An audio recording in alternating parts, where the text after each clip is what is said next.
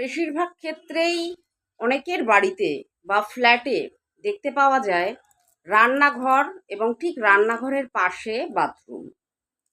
ঠিক আছে, যদি এরকম আপনাদেরও থেকে থাকে তাহলে আপনি দেখবেন যে আপনার যদি 10,000 টাকা ইনকাম হয়, সাপোজ আমি একটা উদাহরণ দিচ্ছি, তাহলে দেখবেন আপনাদের 12,000 টাকা বেরিয়ে যাচ্ছে।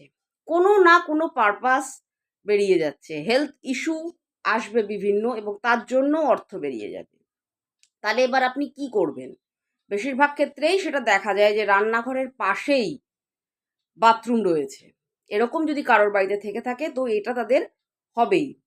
সেক্ষেত্রে বাস্তুকে তো আপনি পাল্টাতে পারবেন না, সবসময় পাল্টানো যায় না। তো একটা একটা রেমেডি আমি বলে দিচ্ছি। আপনার ঠিক রান্নাঘরের দরজার ওপরে আপনি মা অন্নপূর্ণার ছবি লাগান। এমন ছবি, মা অন্নপূর্ণা অন্নদান করছেন শিবজিকে। ঠিক আছে?